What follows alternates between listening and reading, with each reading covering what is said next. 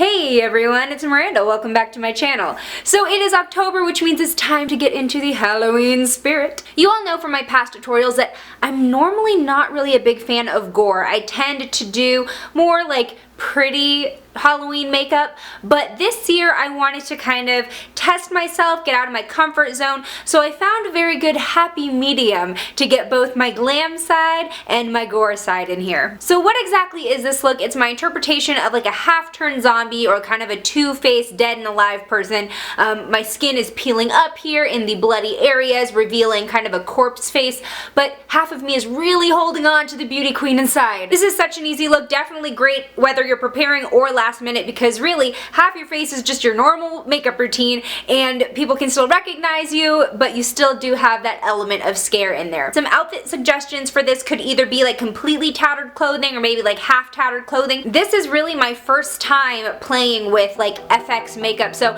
I hope you like it. If you want to know how to recreate it, just keep watching. First up, I'm going to prime my face with the CoverGirl Outlast All Day Primer. Then I'm just going to go ahead and do my normal foundation routine, but only on half of my face. So right now I'm using the CoverGirl Clean Matte Foundation. You can use whatever you're using.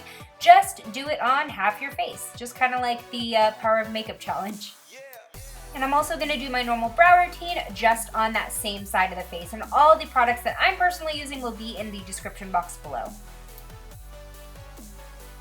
Next, I'm going to prime my left eye with the NYX eyeshadow base.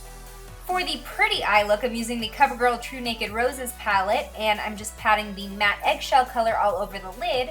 And then I'm going to go into the mauve as my transition shade, which I'm blending above my crease.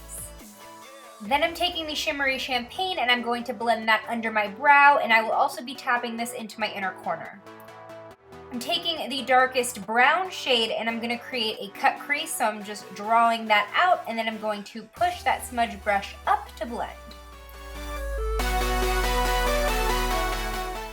The lid color is this beautiful sparkly rose gold, so I'm putting that all over the mobile lid underneath the crease.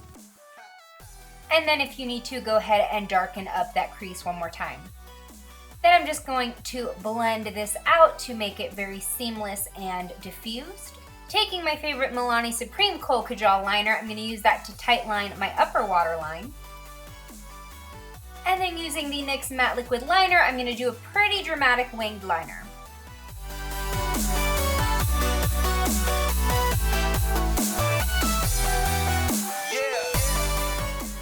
I'm really going for the glam on this side to contrast with the dead side of my face, so I am also going to be putting on lashes, but you can feel free to just use mascara. And that's it, the Power of Makeup challenge. Just kidding. So now I'm going into the City Color Cosmetics Contour Effects 2 palette, and I'm using the contour shade underneath my left cheekbone. Then for a very healthy and alive blush look, I'm using the Milani Romantic Rose blush.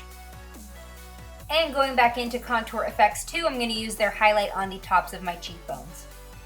Now with a concealer pencil, I'm going to be mapping out where I want the split in my face to be, which is essentially where I stopped applying my foundation. I suggest it be asymmetrical, I think looks better that way, and I'm also going to bring that around the perimeter of my face. Then with this gray face paint, I'm going to fill that side in.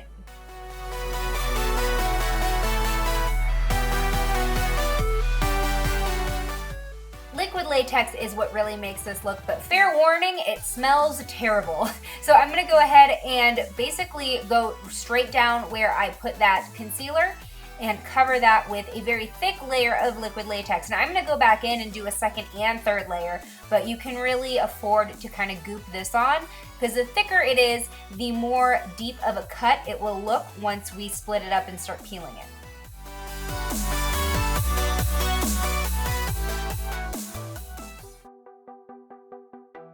So you can see it's starting to dry, and I'm just going to go right back in with another thick layer on top.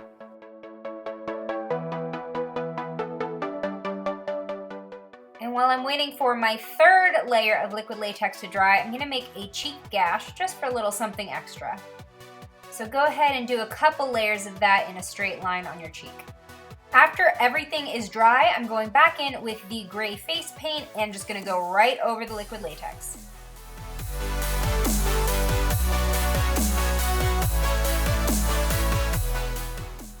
get the peeling and gash effect, I'm taking a normal toothpick and I'm gonna go ahead and start picking at the liquid latex. So this is where having the thick layer comes in handy because it will be a lot easier to just pick at the latex as opposed to snagging your skin. So you do want to be careful so you don't go ahead and scratch your skin or give yourself a splinter or whatever. You can also do this with tweezers. That may be easier for you. Just go ahead and play around with it. Just be careful. And I'm just kind of dragging the toothpick through the liquid latex, doing a little bit of picking here and there, just dragging it across, really just getting kind of a messy look.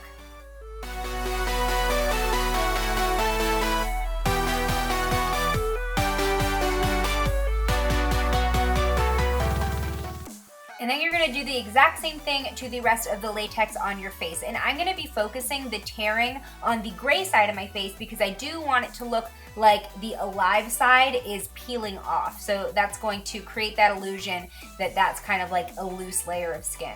So just go ahead and go down that line of latex, create some tears, some rips, and some picks.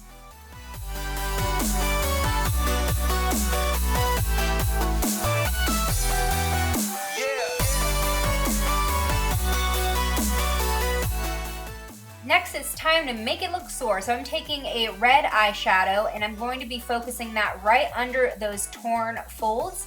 And I'm also going to blend it around the tears to make the illusion of irritated skin.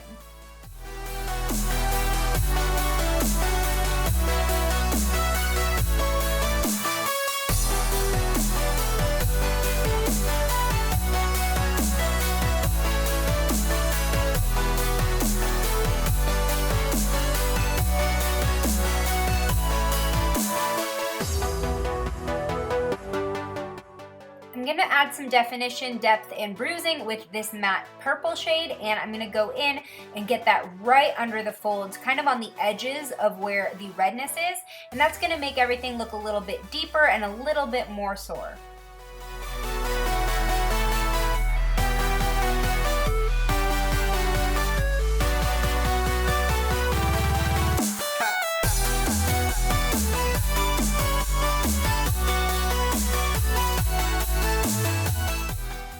And I'm also slightly blending the purple around to make it look bruised and then blending that out with the same brush that I had the red shade on.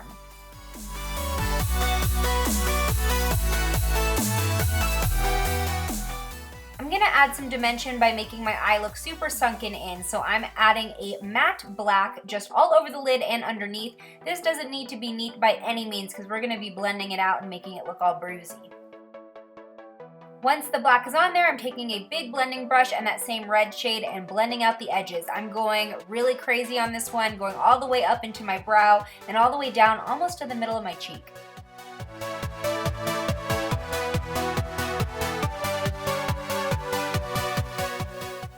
You can certainly leave your eye like this, but I am going to just make it look a teensy bit prettier. I'm adding some mascara and also tightlining both the upper and bottom waterline to make my eye look a little bit smaller. Then we're going to put the finishing touches on the Gore with some bloody scab fake blood. I'm just putting this on with a toothpick at first to get it really defined and exactly where I want it, which is right up against those tears again. And then I'm gonna kind of just drag the toothpick around, make it look a little bit splattery, and you just put this wherever the heck you want it. The more that you put on in one section, the darker it will look. Again, you can totally leave it like that, but I want it just a little bit messier, so I'm taking this sponge and tapping on a little bit more blood to create a splattery effect. As for the finishing touches, we need to put on lipstick. So I'm using the NYX Soft Matte Lip Cream in Abu Dhabi, which is a Your Lips But Better shade on me. And I'm gonna be putting that on like 2/3 of my lip. And then for the dead side, I'm using ColourPop's Lippy Sticks in Wet, which is like this grayish bronze, and I'm putting that on the rest. And this is the completed look.